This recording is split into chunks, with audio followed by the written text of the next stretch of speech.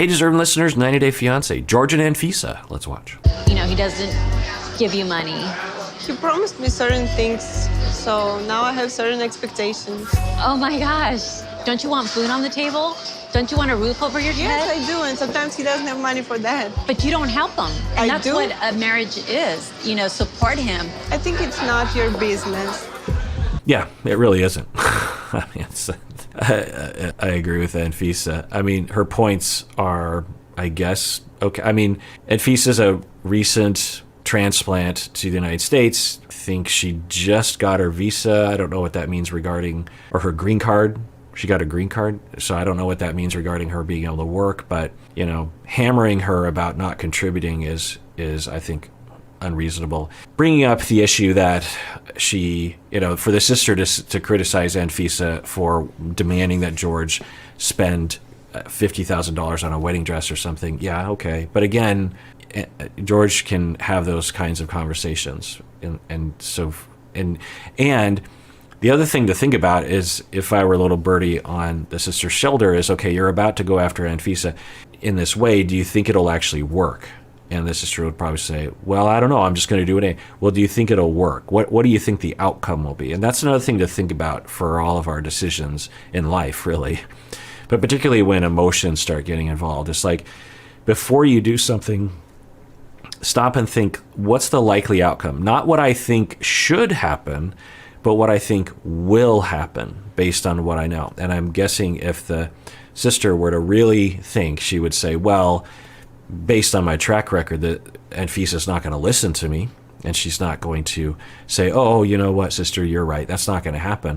And then I would say, okay, then are you sure that this is a good idea? Because people get real stuck on like, but something wrong is happening, and I need to say something. I'm like, something wrong is happening according to the way you're seeing it. Okay.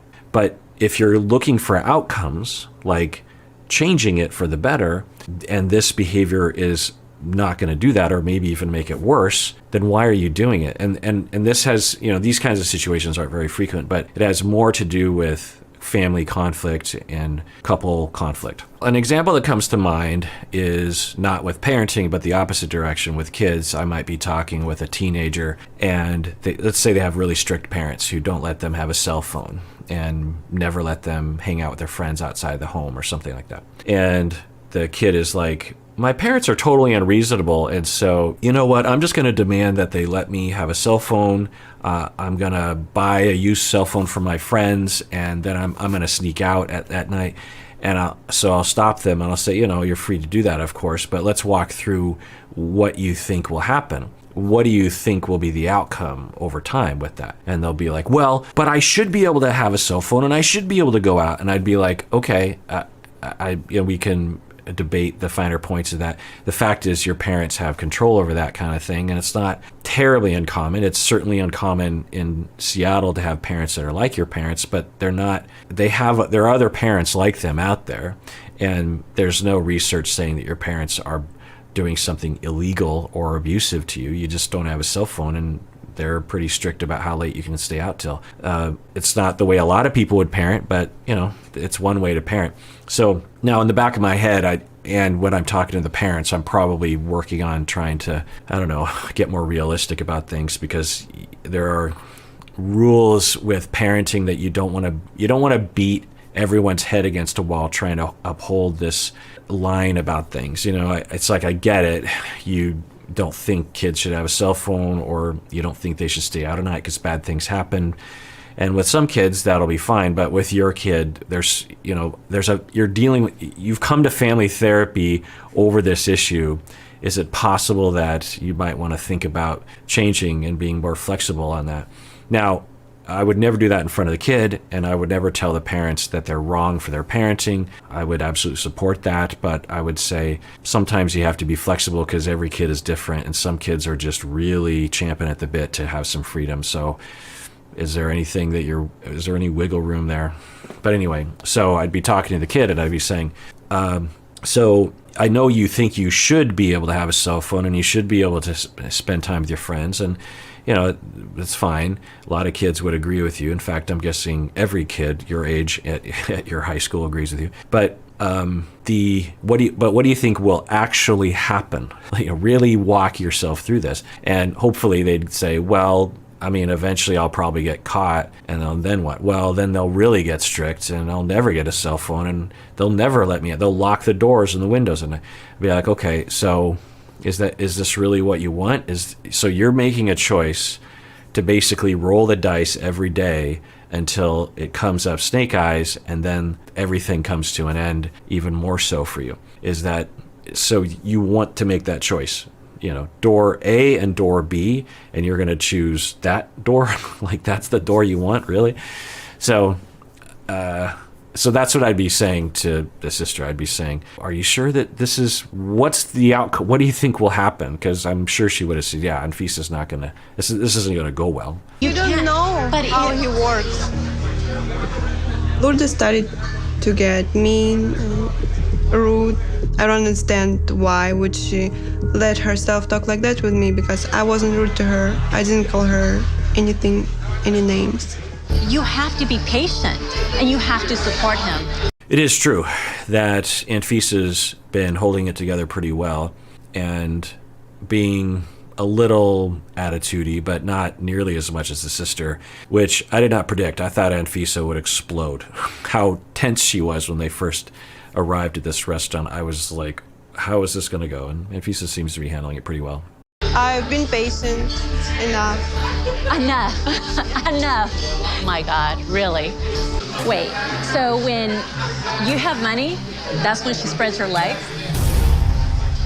How did we get there? Wait, was that? Let me rewind this. Was that what they were talking about? You have to be patient, and you have to support him. I've been patient enough. Yeah, how do we get from that to spread your legs? I don't understand. And it's just another moment on this show where you have Americans, white Americans, who are accusing the slutty foreigner gold digger just offering up their body and sexuality for money, instead of recognizing that she's a human being with a heart and a brain, and things are complicated. Do we think that, well, of course we know, we don't have to ask the question, that she's in it for the money, in part, but she's also clearly in it for other things. Enough. My God, really? I thought that George was going to stand up for me, and he didn't. So, wait, so when you have money, that's when she spreads her legs? I mean, that's reality. Yeah, so Anfisa's like, let's go. So now I'm wondering what it was like for George and his family. Who knows? But it just makes you wonder, like, the family environment, what their parents were like. I mean, who knows? Sky's the limit. They could have had a perfect family, or one of the worst families. I don't know. I always wish that this show would go into that a little bit. If any of you producers of 90 Day Fiancé are watching, just give us a tidbit. You do that every once in a while. One in 7 cast members, you'll give like with Patrick, we got a little taste of what he said about his early childhood. Just ask them questions like, were your parents? What was the situation? Just some detail, some relevant detail that could explain why people, like the detail about Patrick and Thais. That Patrick had this difficult, abusive childhood, and then when we see the relationship between Patrick and John, and how John is very threatened by Thais, at least it gives me something to grab onto, of just like, oh, maybe it's because of this and that, instead of like, why are these people like this? Now, a word from our sponsor, BetterHelp. Use the link below or use the promo code Kirk, because that really helps us out. You know how I always say take care of yourself at the end of every episode? Well, part of taking care of yourself is taking care of your mind, taking care of your needs. To get our needs met, we must first know our needs, and to know our needs, we got to explore our needs. And even if you feel pretty good about that kind of thing, there's nothing like having someone who cares about you provide you with the concentrated time to really explore what you need and how you feel. Well, that's where therapy comes in, of course. And as you often hear me saying, BetterHelp can be a really convenient option for getting therapy. Also, online therapy has been empirically demonstrated to be just as effective as in-person therapy. BetterHelp is customized online therapy that offers video, phone, and even live chat sessions with your therapist, so you don't have to see anyone on camera if you don't want to. It's much more affordable than in-person therapy, and you can be matched with a therapist in under 48 hours. Our listeners get 10% off their first month at betterhelp.com/Kirk. That's betterhelp.com/Kirk. Take care of yourself and get the therapy that you deserve. Yeah, walk away because you're a little girl and you need to grow up. Because I don't want to hear Because insults you need from you need to grow up. If I have to get dirty, I have done it. Yeah, these kinds of arguments always aggravate me. The kinds of things that people will say, like in a bar fight or something. It's if you just really break down the verbatim statements. The sister says, so when you have money, she spreads her legs. It's like, where did that come from? And even if there was some kind of build up to that, what? So then she's like, okay, I'm out of here, which is a very functional thing to do because it's only going to escalate from there. And why would you take that kind of abuse? And then the sister says, just run away like a little girl or something. And it's like, if you're talking about immaturity, I think you should look in the mirror. I have certain expectations because he made me certain promises. Oh my God, you promised him true love too. And he has true love. No, he doesn't. Yes, he does. Yeah, I bet you anything she's speaking the truth right there, that she does truly love him. And behind the closed doors, away from the cameras, we saw a little bit of it, I think, last episode, where she did express, I think, what's been happening behind the scenes all the time, or at least frequently, where she's very warm and very affectionate with him and expressive of a lot of love towards each other. So she's like, I am giving him love. There is love. It is true love. And I mean, I wonder, so I've treated, forget about Anfisa, I've treated people who have significant relational traumas and they have never felt secure, and they meet someone and they have an intense relationship with that person, a romantic relationship, and they feel like it's love for sure. And it could be, what is love, really? What is love? Baby, don't hurt me no more. Anyway, and then later on, 10 years after healing from a lot of therapy, with a lot of therapy, they heal after 10 years, and they say, you know what, I don't think I was actually in love back then. I mean, sometimes we're rewriting history, but sometimes they're like, I more needed that person than I was in love with. I interpreted it as love at the time, but it was more desperation, and I didn't want to be alone. And when I look back, I'm like, what did I love about them? That actual human being. As a person, what was it about? It wasn't really them. It was just that it was someone that loved me. That's what I loved. Someone that I thought would love me. That's what I was having intense feelings about. So I don't know if Anfisa's in that category, but at any rate, she's saying, and I kind of like her purse. I don't normally say that. She has little, I don't know if you can say, little birds on her.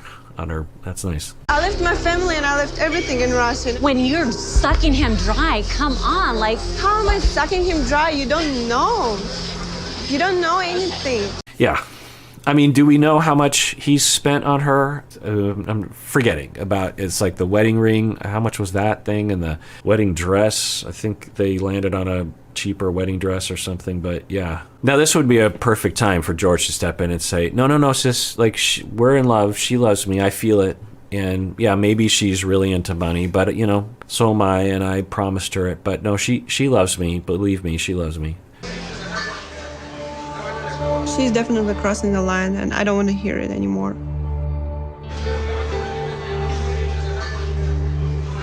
I think meeting Lourdes went terrible because of George. If Anfisa is on the spectrum of an abusive perpetrator, then she will not stand for what just happened. She will make him pay. If she's not on the abusive spectrum, that will not happen. I mean, there will be some level of upsettedness from anyone in her position, because it's not like being upset is abusive, right? So I think we can use the aftermath of this as some gauge as to where we are on the spectrum. At this point, I'm like, if 10 is the most severe intimate partner violence relationship, at this point, I would put this at like a 3 or something. I hesitate to do that. It doesn't mean that it's not bad. You know, that rage and that hitting is just not okay. I mean, just imagine for yourself being hit like that by your partner. And some of you, I'm guessing, can. I'm sure some, statistically, I'm sure many of you can. But just imagine that. Just imagine that your partner's upset, which can happen. Your partner gets upset, but then just the rage, or your spouse keys your car out of anger from you. And what was she angry about? I'm trying to remember. It was something, it wasn't commensurate. It wasn't like he keyed her car and then then she keyed his car back. So just imagine that. Like, I'm just trying to imagine my wife being upset at me, going out to my car and keying it, and then I come out and it just, what did it say? What did it say, like dick or something? I don't know. Liar, or I don't remember. Let me look at that. I need to know. Idiot. That's right. She keyed his car, idiot, on the side. I mean, just imagine, I can't imagine my wife doing that. So it's got to be somewhere on that spectrum, right? I would imagine. Now, maybe some of you are saying, well, he's abusive to her as well in various different ways. And, I'd be willing to hear those arguments, and maybe it is bidirectional. But anyway, so let's see what happens after this. There was problems. He married her too fast. They should have waited. I just feel like he just completely cut his whole family out. I'm sorry. All right, this is a classic example of primary emotions being transmuted into anger and it not going well. If she had, in the moment with Anfisa, expressed this primary emotion of, I'm really sad because I feel like I'm losing my brother. I don't know why that's happening, but I'm really sad about that. I'm also sad that I feel like you don't like us, and that hurts our feelings, and we want to have a good relationship with you. Imagine how things would have gone differently. Who knows, but I imagine it would have gone differently. All right, well, that does it for that episode. Everyone out there, please take care of yourself because you deserve it. You really, really do.